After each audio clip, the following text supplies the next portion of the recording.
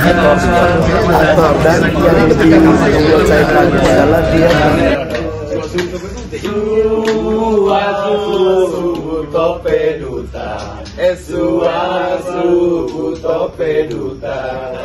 Siang, apa kabar Pak Joe? Bagaimana kabar? Baik. 1 tahun kita tidak ketemu. Ya, hampir 1 tahun. Ya. Dengan siapa datang? Ini Tegar. Sama? Tegar. Tegar, mari Pak Tegar. Mari Mas Artadi. Pak Joe, silakan duduk. Terima kasih. Saya lihat ada Anthony Bourdain. Yes. It is in purpose. I do this in purpose to welcome you. Terima kasih banyak. Jadi begini Pak Joe, saya sering kedatangan tamu-tamu penting seperti Anda. Kenapa tidak dibuatkan supaya masyarakat banyak yang tahu? Ya. Anda udah pernah ke sini, terus kemudian ada beberapa pertanyaan, 3 cukup pertanyaan, tapi mungkin pemirsa atau subscriber channel YouTube Musik Itu Politik pengen tahu. Jadi situasi perfilman Indonesia, terutama yang kaitannya dengan production service yang sudah Anda rintis di Indonesia. Jadi Pak Joe dari Janggerang, welcome, terima kasih sudah datang di sini. Ada satu pertanyaan Pak, bagaimana kondisi produksi film asing di Indonesia? Kalau kita lihat sekarang dibanding dengan pre-COVID, kita ada kira-kira 265 produksi yang masuk. 265 produksi masuk. Okay. Itu tahun 2020. Nah, sekarang sih tahun 2023, tahun lalu 163. Tahun 163 tahun lalu. Ya, 100. Dokumenter atau sebanyak lebih dari 90% dokumenter. 90% dokumenter. Ya, film feature hanya 1 saya dengar. Oh, oke. Ya, tahun 2003. Saya melihat juga kalau kita melihat pada umum, saya pikir production service di Indonesia kuat. Perusahaan-perusahaan yang ada di sini mereka cukup kuat. Kita bisa handle produksi sampai produksi besar bisa. Sepertinya tahun 2000 tahun berapa itu 22 ya, akhir 22 kami ada produksi dengan sutradara dari Amerika namanya Darren Aronofsky. Dan itu di Kauai Jin. Hanya syuting 3 hari tetapi 75 orang. 75 orang dan dengan anggaran yang ya sih lumayan 3,5 3,7 kalau tidak salah. So menurut saya sih potensi untuk produksi di sini luar biasa. Ya. Dan yang salah satu yang bisa bantu dengan itu adalah insentif. Ya, yang insentif. Ya, memang Anda tahu, Pak Joe juga bagian dari 27 kali fokus group discussion bagaimana kita mau menggolkan case rebate kemarin ya. Tapi ya memang masih belum bisa Pak Joe, tapi saya yakin suatu saat akan ada case rebate Indonesia, Indonesia. Saya sedang menyiapkan konten saya mengenai case rebate supaya semakin banyak orang paham bahwa memang case rebate kita butuhkan di Indonesia. Jadi ya kampanyenya bisa macam-macam. Sebenarnya salah satu yang kita bikin podcast ini supaya kampanye mengenai cash rebate, mengenai tax rebate. Kalau menurut Pak Jo sendiri, apa pentingnya cash rebate untuk perfilman Indonesia dan ekonomi kreatif pada umumnya? Kalau kita lihat berapa produksi ada, kalau boleh saya bandingkan dengan Thailand sebenarnya. Thailand ya. Oke, kalau kita lihat Indonesia tahun 2003, kita ada 163 produksi, hampir semua dokumenter, lebih banyak dari Invest. Tetapi kalau kita lihat Thailand, mereka ada 493 production dan lebih banyak dari Amerika. Nah ini kalau produksi dari luar negeri, kalau mereka produksi besar lebih dari 1 juta, 3 juta, 5 juta begitu. US dollar maksud saya untuk pembayaran untuk produksi, mereka selalu tanya tentang insentif dan cash rebate. Jadi dan itu ada beberapa tingkat Jadi ini sama di Australia dan di Thailand dan saya pikir sama di Malaysia juga. Malaysia juga, Filipina juga sudah. Ya. Jadi mereka ada base rebate untuk lokasi, Yeah. let's say 15%. 15%. Tetapi mereka juga melihat anggarannya. Nah, kalau kita ambil semua lighting dari sini, oke, ada rebate untuk itu. Kalau kita ambil semua gaffer dari sini, oke, ada rebate untuk itu. Jadi mereka lihat anggaran garis per garis. Dan sebetulnya waktu kami yang bantu teman saya dengan Ticket to Paradise. Ticket to Paradise. Ticket to Paradise. Kita tahu bahwa mereka syuting di Australia. Nah, ada berapa apa namanya hal kenapa mereka syuting di sana. Satu itu pandemi dan mereka harus susah untuk mereka masukkan 75 orang. Kalau situasi seperti itu juga yang lagi satu hal yang akan bantu adalah kalau kita ada visa, kalau aktor seperti itu, seperti George Clooney atau Julia Roberts atau begitu, biasanya mereka harus bisa masuk keluar seperti itu. So itu satu hal. Tetapi Australia kasih mereka hampir kalau melihat dari lokasi sama kru sama post production 30%. 30%, padahal kemudian mereka tidak dapat spillover impact sebenarnya kan. Yeah. Spillover impact itu didapat Bali justru. Yeah. Tetapi kasih 30%. Yeah. Berarti yang mereka mau ambil hanya direct impact Yeah. dengan indirect impact dan induced impact ya. Ya. Tapi ini menarik juga karena saya pikir untuk film layar lebar seperti itu, krunya lebih dari 70 orang. Pasti. Lebih dari 70 orang. Ya, Dan pasti. itu akan spending lokal yang banyak ya. Banyak sekali. Hotel. Kalau kita melihat dari yang tahun lalu dengan Darren Aronofsky, saya catat di laptop saya, tapi kita ada berapa? Hanya syuting 3 hari plus prep plus wrap, kita ada hampir 300 kamar hotel. Terpakai. Ya, dan 300 kamar hotel, mobil 180, helikopter 30 kali per hari, naik turun, kawai izin. Jadi, mereka siap untuk membayar kalau kita bisa bantu mereka dengan. Iya, ya memang saya kira jawabannya adalah bagaimana kita melihat insentif itu sebagai investasi sebenarnya. Jadi insentif itu sebenarnya harus dilihat sebagai sebuah investasi. Tapi itu perjuangan kita bersama. Jadi jangan juga cuma diharapkan dari pemerintah saja. Jadi sama-sama kita dari production service, dari mana itu perlu memperjuangkan sama-sama. Kan Anda juga punya koneksi jaringan lah. Mari kita perjuangkan sama-sama. Saya yakin suatu saat. Tapi memang harus ada yang memulai. Itu memang betul. Pertanyaan kedua, bagaimana kondisi production service di Indonesia sekarang? Nah, kalau saya lihat kita ada berapa perusahaan yang sudah dicatat oleh pemerintah. Ya, yang di Kemendikbud ya. Ada 10-20 di Bali, ada mungkin 50 di Jakarta.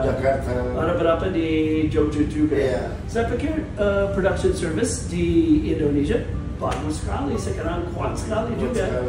Perusahaannya punya pengalaman banyak. Seperti kami sendiri, kami ada lebih dari 200 produksi sampai sekarang. Iya. Dan ini salah satunya ya. Ya, seperti Anthony Bourdain. Iya, Anthony Bourdain. Ya, so ada banyak yang dari luar negeri mereka mau ke sini. Dan saya pikir kita semua siap, perusahaannya siap, kuat sekali dan production service di sini. Ya, ada kan yang kalau di Kemendikbud itu ada yang sudah punya ID penjamin ya. Jadi semacam garansi gitu bahwa ini bisa menjadi local partner yang bagus untuk kalau produsen-produsen asing ya. Jadi memang dapat dipercaya ya, kita dapat percaya dan mempunyai motivasi kerja yang bagus ya untuk melaksanakan service. Mungkin beberapa teman-teman belum tahu apa itu production service. Production service itu adalah perusahaan lokal di Indonesia ya, yang melayani ketika ada perusahaan asing mau melakukan produksi di Indonesia, baik itu film feature maupun film dokumenter ya. Ya, kira-kira. Jadi dalam perusahaan seperti ini, seperti production service, kami biasanya bantu dari pintu ke pintu Dari pintu ke pintu. Pintu ke pintu. Kayaknya seperti dengan Anthony Bourdain. Iya. Untuk siapkan program ini kita perlu 6 bulan. Ini 6 bulan persiapan. Kita mulai dengan kami ada 30 kandidat untuk bicara sama dia dan mereka ada 10. Jadi kami wawancara dengan mereka semua. Lalu setelah dapat ya 10 orang, kita mulai dengan lokasi. Jadi semua prosesnya ya 6 bulan. 6 bulan sebelum mulai ya. Jadi production service dulu yang mempersiapkan sebelum kru-krunya itu datang dan melakukan produksi. Ya betul. Termasuk perizinan dari nasional dan setiap lokasi. Exactly, itu yang menjadi sering persoalan. Sehingga menurut saya tidak tahu apakah Joe setuju nggak. Ini kan dulu pernah ada komisi film daerah juga ya. Kalau menurut saya dengan kompleksitas saya orang dari daerah juga dari Palu, sehingga for some reason saya ketahui kondisi daerah, sehingga sesungguhnya saya lebih berharap bahwa kerjasama itu pada production service dan kemudian pemerintah membantu production service untuk bagaimana bisa mempermudah mempermudah bisnisnya, baik itu in cash maupun itu in kind. Itu yang saya berpikir mungkin seperti itu. Ini menarik juga kalau kita lihat di Bali, karena kami ada pertemuan dengan Bali Film Commission ini baru, dan mereka sudah kumpul, mereka ada beberapa orang dan mereka kerja dekat sekali dengan Kemenparekraf juga. Jadi dari segi sana mereka mau kumpul beberapa kru ada di seperti di Bali, Lombok, Jawa Timur, di daerah-daerah dekat, beberapa kru ada, kru di tingkat A, B, C seperti itu. Lokasi, bagaimana dengan lokasi? Ada beberapa lokasi yang cukup susah seperti bandara, seperti itu. Nah, kalau local film commission seperti itu, mereka bisa bantu dengan itu juga. Dan saya pikir itu sih bagus sekali. Nah, kalau kita lihat NTT, mungkin itu sedikit lebih. Saya nggak tahu, mungkin Sulawesi ya, mungkin Sulawesi. Cuma masalahnya adalah apakah siapa yang akan membiayai mereka? Kalau di Jogja itu jalan karena ada dana dana istimewa Yogyakarta. Nah, bagaimana dengan provinsi lain? Terus kemudian bagaimana potensi dari provinsi lain itu untuk menjadi lokasi syuting? Kalau kita membuat sebuah komisi film daerah, terus kemudian dalam 10 tahun hanya ada 2-3 produksi misalnya, itu juga jadi ini, sehingga menurut saya bukan berarti komisi film daerah itu tidak bagus, bukan. Tetapi kalau kita berharap bahwa itu ada di seluruh provinsi, ada di seluruh kabupaten kota, menurut saya itu sebaiknya organik. Kalau memang seandainya daerah itu membutuhkan, kita bikin dan memungkinkan untuk dibikin. Tetapi kalau tidak mungkin, sebaiknya jangan dipaksakan karena akan persoalan pada siapa yang akan membiayai organisasi itu. Lebih baik jadi sesuatu yang tidak bersifat tunggal kebijakannya. So there is no single policy. If we want to make it, general for all over Indonesia. Why don't we try to make film komisi film daerah ada, dan juga location perusahaan-perusahaan production service seperti Anda juga ada gitu. Jadi ketika kemudian daerah yang tidak punya komisi film daerah itu di cover oleh production service gitu. Iya. Ya, itu masuk akal juga menurut saya sih. Kalau kita ngobrol dengan itu minggu lalu kami makan siang dengan film komisi Bali. Dan mereka ada Kemenparekraf di sana, ada dari pemerintah, ada beberapa orang, dan mereka sangat entusias. Dan kalau kita lihat seperti di Bali, kalau kita lihat produksi yang masuk ke Indonesia, kira-kira lebih dari 50% mereka syuting di Bali. Menurut saya sendiri, saya pikir lokasi di Indonesia luar biasa dan akses ke Indonesia 17,000 island of imagination. And Bapak Jokowi juga, Presiden Jokowi, dia juga bantu membuka bandara baru. Jadi akses ke Indonesia Timur, Indonesia Barat, itu jauh lebih gampang sekarang. Jadi saya pikir sih itu kan bagus sekali dan kita harus bisa naik. Pertanyaan terakhir sebelum kita lanjut ke inti masalah. Ya. Apa yang diharapkan dari production service dari pemerintah Indonesia? Well, menurut saya kalau pemerintah bisa membantu mendorong untuk insentif itu nomor satu. Oke, cash rebate, kemudian tax rebate. Dan itu sih kita bisa lihat berapa negara bagaimana dia sistem mereka. Nah, Perizinan? perizinan kemarin di Bali ada rapat di mana Puspa Film bilang sistem untuk perizinan akan lebih cepat sekarang. Oke. Nah, Ada usaha untuk mempercepat, ya, to simplify. ya. Nah, saya mengerti bahwa sampai sekarang kita ada rapat TKKOR Ya. setiap minggu. Nah, dan kalau saya membaca itu dengan benar, yang TKKOR itu mulai dari segi jurnalisme. Tapi kalau kita lihat film dan televisi seperti ini entertainment. Jadi kita sedikit berbeda dari itu. Saya harap kalau bisa nanti mungkin sistem bisa seperti kalau ada perizinan masuk yang tanggung jawab biar Puspa Film atau siapa mereka bisa bilang oke, ini sih mereka mau syuting di ini dan mereka mau ini saya hanya perlu bicara dengan 3 kementerian. Ya, mereka langsung ke kementerian itu langsung bisa kembali juga. Dan ini menarik kalau kita lihat dari makalah putih yang kami kasih ke Bapak Sandy waktu pandemi. Makalah putih. Ya, white paper. White paper. White paper yang kami buat. Okay. Kami lihat nilai yang masuk ke Indonesia sebelum pandemi. Itu kira-kira buat 200 juta US itu konservatif. Yang income untuk Indonesia. Dan itu yang syuting di Kawaicin akhir tahun lalu itu 7,3 M hanya syuting 3 hari. Jadi kalau kita bisa dapat produksi lebih panjang, saya pikir nilai untuk Indonesia dan kru Indonesia dan aktor, aktris semua akan naik terus.